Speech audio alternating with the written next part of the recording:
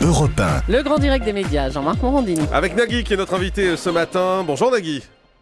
Non, mais Bonjour. voilà. Parce que voilà, c'est T'allais ça. pas appuyer sur le bouton, Nagui. Excusez-moi, c'est un vieux réflexe de chômeur. Bonjour.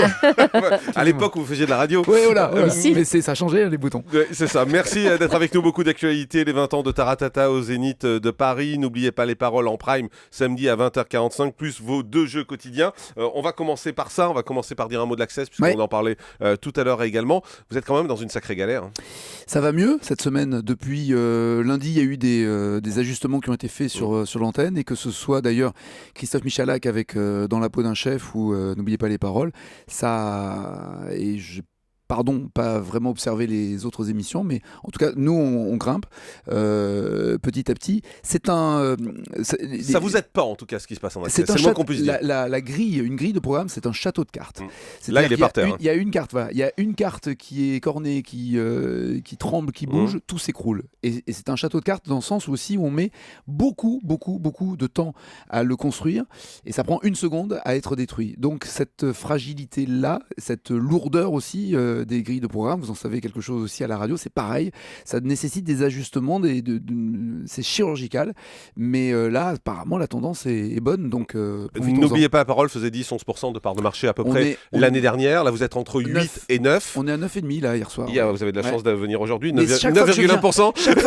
Chaque fois que je viens, t'as pas de cul, hein. Chaque fois que je viens pour me dire ça va pas, ça va mieux. Tu devrais m'inviter plus souvent, ça irait mieux. Ça va un peu mieux. Et en ménagère aussi, on a grimpé. Mais c'est vrai qu'on vous aide pas en vous mettant Sophia Aram avant. Ouais, mais c'était un choix de l'antenne de mettre un talk. L'autre idée dans la comment on peut appeler ça, dans la pas la synchronisation, bref, l'harmonisation des chaînes, il n'était pas question que le talk soit en face des infos de France 3 ni en face. Mais juste c'est pas bon. C'est à vous sur France 5. Sophia Aram, c'est pas bon. C'est vous qui le dites. Oui. Mais non, vous en dites quoi? Vous pouvez pas trouver ça bon? Je pense qu'il faut des réglages. Écoutez, je suis pas critique télé. Je pense que c'est assez dur de faire de la télé pour être critiqué aussi rapidement. Dans la peau d'un chef, ça c'est vous qui le produisez. Ouais. C'est diffusé juste avant, ça marche pas non plus, ça a été décalé d'1 heure. On est à moins de 100 000 d'écart du dîner presque parfait hier. Alors franchement, être avec une marque qui a à peine une dizaine de jours, j'aime bien la tête avec non, c'est fouillement. Regardez. Je suis en train. Je suis en train de regarder. Il y a entre 450 000. 449 000 pour Dans la peau d'un chef et 580 000 pour un dîner presque parfait. Non, mais c'est vrai. C'est vrai, vous avez raison.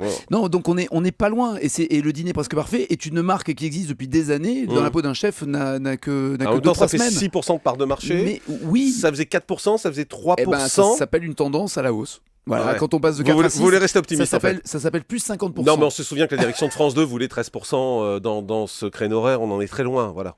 On en est loin, mais encore une fois, pour arriver à installer quelque chose de nouveau, et alors que c'est tellement original, tout à l'heure je vous entendais dire, et tant mieux, qu'Arthur vendait ses programmes à l'étranger. Dans la peau d'un chef, pendant le MIP de cette année, a été vendu à 4 pays dans le monde. C'est-à-dire qu'il y a la Norvège, il y a l'Allemagne, il y a la Suède, il y a l'Australie qui ont pris ce format qui va s'appeler Hands Off Chef, c'est-à-dire haut les mains chef, ne touche pas à la cuisine chef, et ça va être adapté dans les pays. Mais quand vous voyez qu'on déplace Dans la peau d'un chef pour le remplacer par des best-of dont on ne demande qu'à en rire, vous vous dites quoi? C'est un ajustement, c'est ce que je vous parlais en termes d'ajustement, c'était pour éviter qu'ils soient en face... Vous êtes très politiquement correct là. Mais non, laissez-moi finir ma phrase. C'était pour éviter qu'ils soient en face de la boulangerie qui faisait un carton, et pour qu'il y ait un calage plus intelligent. Donc ils ont enlevé le jour où la script reality là, tout a basculé. Voilà, ils l'ont enlevé, ils ont mis les best-of dont on ne demande qu'à en rire. Peut-être en attendant de faire du frais, ça je suis pas dans le secret des dieux, mais le calage qu'ils ont fait là pour la peau d'un chef est particulièrement bon pour Christophe Michalak. En clair, c'est le Titanic, mais vous continuez à jouer de la musique et à sourire. Pas du tout, c'est pas le Titanic. Plus près de toi, mon Dieu. C'est pas le Titanic. Et pardon, Jean-Marc, vous êtes bien placé pour savoir qu'il y a aussi des chaînes de la TNT qui sont fébriles et qui changent tout très rapidement. Vous l'avez encore annoncé tout à l'heure pour D8 avec même une surprise dans votre voix. Vous l'avez subi vous-même. Il y a énormément de chaînes pour un même gâteau.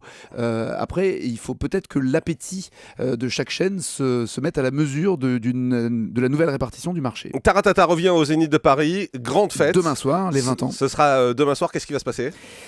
Si je vous raconte, c'est plus des surprises, mais grosso une merdo, phrase. il y a 18 à 20 artistes pour 34-36 chansons.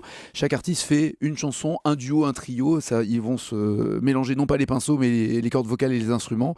Et ça va être dingue pendant 2h30. Le Zénith est complet, mais il y a forcément un cinéma près de chez Voilà, vous. il faut le dire, c'est retransmis dans des cinémas en fait Absolument. partout Il n'y a en qu'une France. représentation.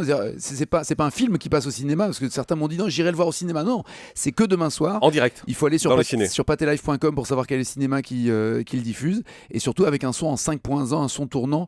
Ne serait-ce que le début, on est en train de voir avec Patrice Kramer où seront les guitares devant, derrière, comment le son sera tournant et agréable. Et puis surtout, il y a un très beau casting avec des gens comme M, Bertignac, Benabar, Gaëtan Roussel, Zazie, Lavillier. Enfin, il y a du beau monde. Alcaline, vous en pensez quoi, la nouvelle Je l'ai émission vu. musicale? Je l'ai vu, le magazine est une sorte de zapping de l'actualité musicale, sur toutes les images que l'on voit sur le net et sur les autres chaînes. Et puis, c'est bien ou pas? C'est bien écrit. J'étais surpris du live.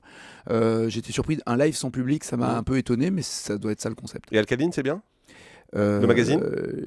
Je parlais de ça, non? Non, vous avez dit c'est bien écrit, mais c'est bien? Non, mais oui, ça a le mérite d'exister. C'est pas un mérite. Ça aurait pu ne pas exister, mais bon, voilà. Ça aurait pu coexister avec Taratata. Ça aurait pu être avec. Le Cube, ça va revenir? On en a parlé dans l'idée de le faire avec des personnalités, des spéciales avec des personnalités comme ça a été fait en Angleterre. Patrick Sabatier lui revient, il a plus de chances que le Cube? Oui, enfin, moi je suis mal placé pour me plaindre en étant à midi à 19h, je vais quand même pas. Oui, il revient. Vous êtes content? So what? Que Patrick Sabatier revienne, il doit être content. Et vous?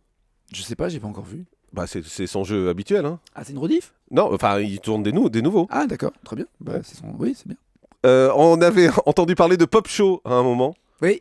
Qu'est-ce que ça va venir ou vous en pas? entendrez encore parler, puisque ça. Oui, Deux équipes de personnalités qui vont s'affronter lors d'un blind test, de quiz, des karaokés avec de la musique comme toile de fond. Exactement. Ça arrive quand? C'est du prime? C'est quoi? Alors, pour tout vous dire, ça devait être un prime qui était initialement prévu là le 12 octobre. Ouais. On n'était pas totalement prêt, pas totalement fini au niveau des peintures et du crépi. Donc ça sera sans doute autour de janvier-février qu'on reviendra. Et là, le prime, c'est N'oubliez pas les paroles avec des personnalités qui viennent chanter pour des associations caritatives. Ça sera samedi soir à 20h30 avec Arnaud Ducré, PF, Bart Villalonga, Jérôme Commandeur, Michael Miro et Elisa Tovati qui aussi subissent les foudres des programmations en ce moment. Dans les autres projets que vous avez, Nagui? Ça vous suffit pas là, je suis. Non, il y a d'autres choses ou pas? C'est le seul question. Dormir. Voilà, je vais essayer de dormir, me reposer ou trouver une radio qui aimerait bien un animateur. Vous voulez refaire de la radio? Ah, j'en rêverais. On va essayer de vous trouver une place. A tout de suite, c'est Europe 1, j'ai des idées.